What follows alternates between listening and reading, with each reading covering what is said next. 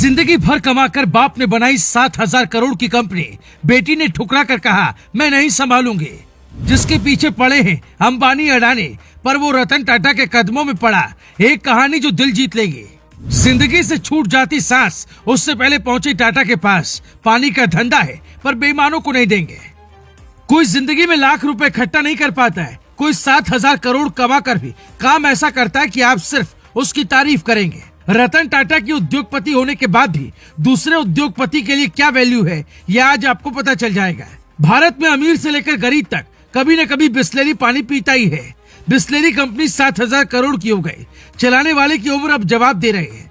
50 साल पहले कोई आपसे कहता इंडिया में बोतल में पानी बिकेगा तो आप कहते दिमाग खराब है क्या तुम्हारा। 60 के दशक में जब इटली से बिस्लेरी पानी की भारत में एंट्री हुई, उस वक्त पैक वाटर बेचने को सुनकर लोगों ने मजाक उड़ाया था और कहा था कि ये तो पागलपन है, भला बोतल बंद पानी खरीद कर कौन पिएगा।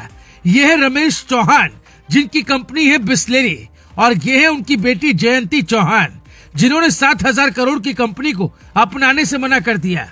पिता रमेश चौहान की उम्र 82 साल है। वो अब शरीर से काबिल नहीं है कि कंपनी चलाएं। बेटी से कहा कंपनी का भरोसा बना रहे, इसलिए इसे बेचने और मुनाफा कमाने के बजाय खुद ही चलाना चाहिए। पर नई युग की बेटी ने वीडियो बनाने के चक्कर में कंपनी को ही ठुकरा दिया। पिता ने फैसला किया कंपनी को बेचेंगे, पर ऐसे इंसान को जो जनता का ख्याल रख पाए। इस कंपनी को लेने के लिए अंबानी अडानी और अमेरिकी कंपनी नेस्ले तक ने जोर लगाया, पर रमेश चौहान ने मना कर दिया। रतन टाटा की टीम से मुलाकात हुई और वो फैसला हुआ जिसकी उम्मीद आम इंसान नहीं करता। हम वो फैसला सुनाए, उससे पहले सुनिए कंपनी का इतिहास क्या है, हम आप क्या सीख सकते हैं, कैसे 5,000 से कंपनी 7,000 करोड़ की बन गई और बिस्लेरी का कोई कंपटीटर नहीं पैदा हुआ। बिस्लेरी पहले इटली की कंपनी थी। ये शुरुआत में पानी नहीं बल्कि मलेरिया की दवा बेचती थी। इसके संस्थापक इटली के बिजनेसमैन फेलिस बिस्लेरी थे। अपने नाम पर इस कंपनी का नाम बिस्लेरी रखा गया था। फेलिस बिस्लेरी ने बिस्लेरी नाम से पानी बेचने का प्लान बनाया था। उनकी मौत के बाद उनके फैमिली डॉक्टर रॉसी ने बिस्लेरी को आगे ले जाने की जिम्मेदारी उठाई थी। 60 के दशक में जब इटली से बिस्लेरी पानी की भारत में एंट्री हुई, उस वक्त पैक्ड वाटर बेचने को सुनकर लोगों ने मजाक उड़ाया। साल 1965 में मुंबई के ठाणे में पहला बिस्लेरी वाटर प्लांट स्थापित किया गया। उस समय मुंबई में कांच की बोतलों में पानी बेचना शुरू किया गया था। इन्हें बिस्लेरी बबली और बिस्लेरी स्टिल के तौर पर बाजार में उतारा गया था। साल 1969 में पार्ले कंपनी ने बिस्लेरी इंडिया लिमिटेड को खरीद लिया और फिर बाद में शीशे की बोतलों के बजाय पीवीसी नॉन रिटर्न बोतलों में पानी बेचना शुरू किया। साल 1995 में रमेश जे चौहान ने बिस्लेरी को खरीद लिया। आज पानी मतलब बिस्लेरी को लोग भरोसे के साथ खरीदते हैं। अब ये कंपनी रमेश चौहान के पास से टाटा के पास चली जाएगी। अब आपको सुनाते हैं रमेश चौहान ने रतन टाटा पर भरोसा क्यों जताया। बाकी लोग ज्यादा पैसे दे रहे हैं पर भरोसा क्यों नहीं है। रमेश चौहान एक इंटरव्यू में बताते हैं, मुझे टाटा ग्रुप की ईमानदारी और जीवन के मूल्यों का सम्मान करने वाली संस्कृति पसंद है। इस वजह से मैंने उनका चुनाव किया।